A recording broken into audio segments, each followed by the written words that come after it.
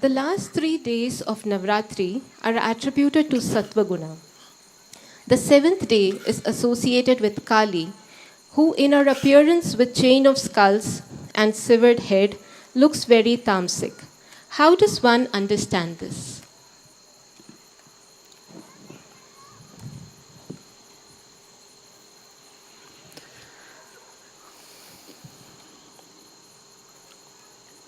The truth is beyond five senses. If we are stuck in our head and in which we are only depending on the perception, sensory perceptions, we would never be able to reach to the ultimate. And head is also symbol of ego. So when you go beyond the ego, go to the simplest form of consciousness, that's where the truth exists. That's where you can experience the consciousness as scintillating, live, scintillating, alive consciousness which is beauty, which is truth, which is omnipresent and omnipotent. So to exhibit that figuratively, said garland of skulls. That's not a real garland of skulls. That is to say, you go beyond your head. You know, all our problems are with the head only. Heart knows no problem, but head creates problems. And so this is a symbol of going beyond the head, beyond death, beyond birth, beyond death. That's something which is ever present. That is Kali principle. See, we think day reveals more. In fact, not. It is the night which reveals more. You have come to know about galaxies and millions of galaxies, stars, in the daylight or in the night? Night. Night, this is the dilemma here. Night, you say, oh, you can't see anything. But in fact, it's in night only we see the humongous creation, that is unfathomable creation we have. The magnitude of creation is known only in the night. Similarly, the dark spot in our eyes is that which makes us see the light. If the pupil is not there, if it becomes white, you can't see anything. Right? Your vision will gone. So night reveals more knowledge than the daylight. That is a symbol of Kali. Kali means that which leads you to infinite knowledge. And that is beyond sensory perception. Because what we perceive through sense could be deluding, could be misleading. It's an illusion. You see sun setting and sun rising. Sun is neither setting or neither rising. How do you know this? Not through your senses, but beyond your senses, through the intellect, right? It is a common belief that one shouldn't have rice on Ekadasi, else one accumulates sin.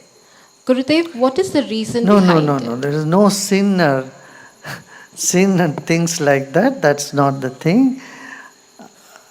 What the system is such that from once in every 15 days you fast. Either you fast in water so that it cleanses your system. There is a rest for your internal organs, your stomach, your liver, your intestine, they all need some holiday. So once in 15 days, they just fast on water or on fresh fruits. This is the thing. Not you shouldn't have rice. This is all misnomer. Yeah? Yeah, in Navratri fasting, many people in the north, they say, they fry potatoes and they eat. They can eat sweets. They only don't eat rice and wheat. Everything else can be eaten. And in fact, there will be more stuff on fasting. They won't say khichdi, but they will say tapioca khichdi. Tapioca khichdi is okay. And amaranth khichdi, any amount you can eat. This is all just fooling oneself in the name of fast. You are supposed to cleanse your body. This is not for God's sake. You are doing it for your sake. Fasting you do so that you cleanse your system. Give good rest to the system. Detoxify your body. That is the main meaning here. No? The detoxification of the body. Yeah. Navratri is celebrated in various different forms all over India. I heard somewhere in South America also there is 9 days of celebration. Very similar, it sounded very similar to what is being done here. Once upon a time, maybe all over the world, people everywhere in the world must have been celebrating. But here in India, it's celebrated differently in different parts. In the north, if you go, they all fast for 9 days and they do bhajans, they sing in the evening, and they also light lamp, a big lamp, and invoke the Divine Mother in the light, and also in the pot with water. And they also do jagra. The whole night they keep awake and they sing bhajan. The whole night they sing. That is the way it's celebrated in the north.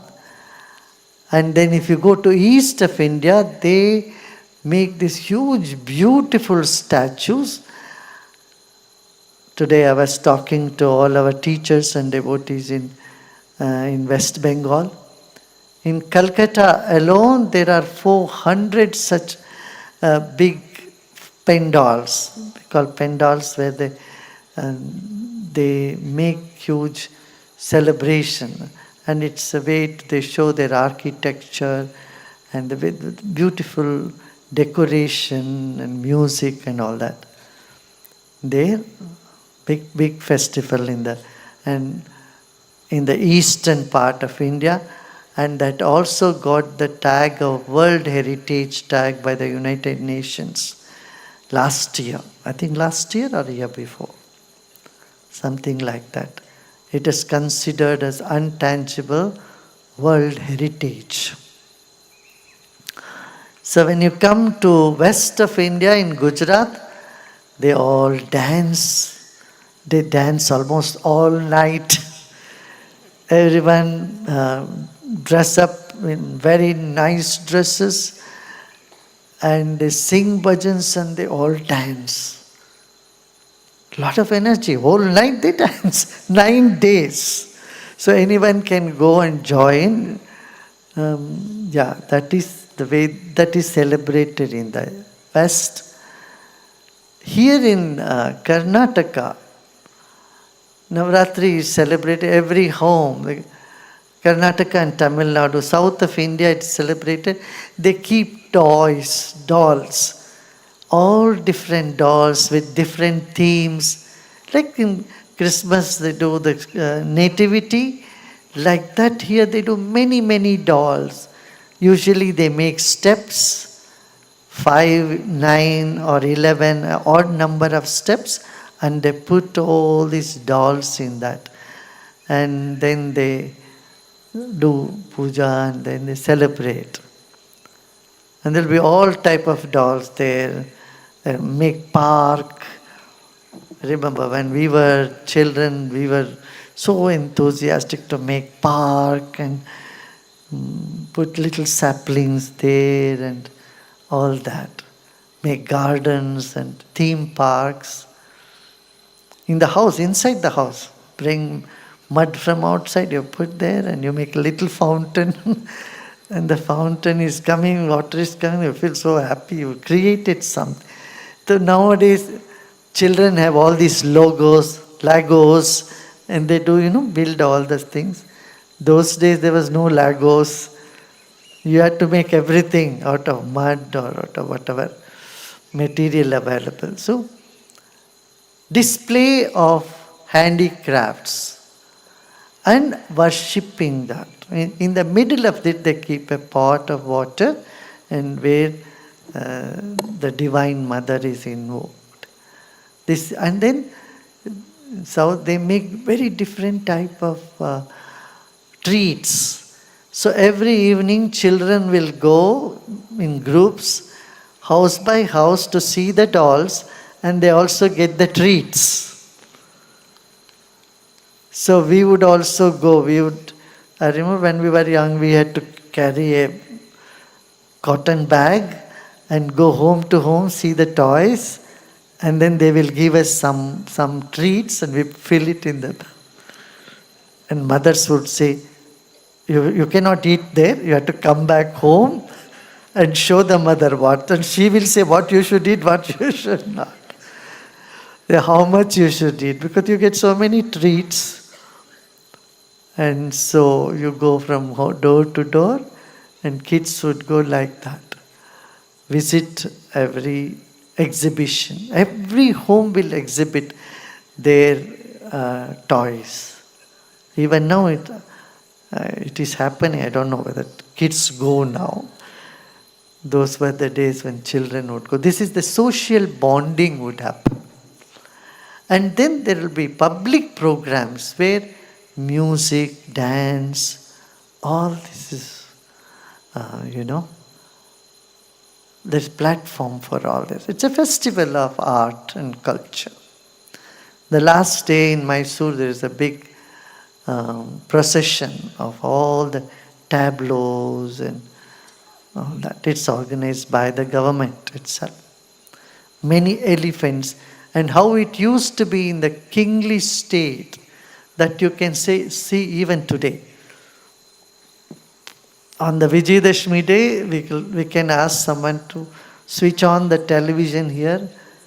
I wouldn't advise you to go, it will be too much rush. If any one of you want to see, you can sit and see here.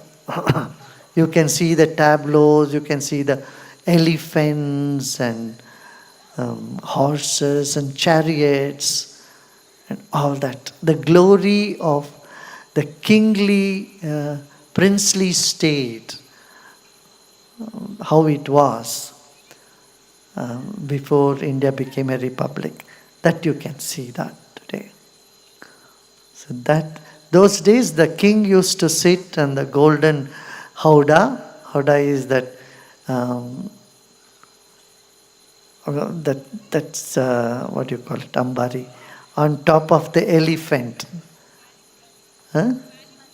Like a palanquin on top of the elephant, the king used to sit. I have seen myself when I was young in school days. The king was to sit there and go. And today, instead of king, they put Mother Divine's statue in it. Because it's no more kings here. But you can see the princely state's glory on the screen. Or if you want to go to Mysore, you can go and see there also.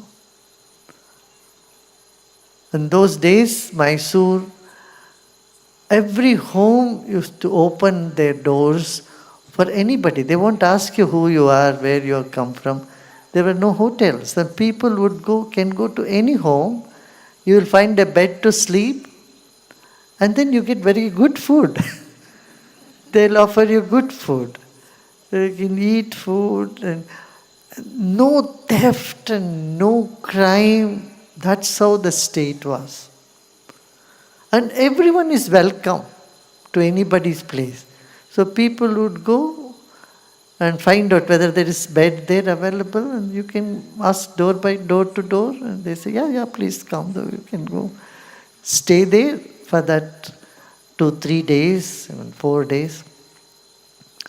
And then they give you good food, and then you go. So a guest is treated like God. That was the ancient tradition. But today, that's not the case. We have seen in the past so many years. It's changed. So I don't think that's happening anymore.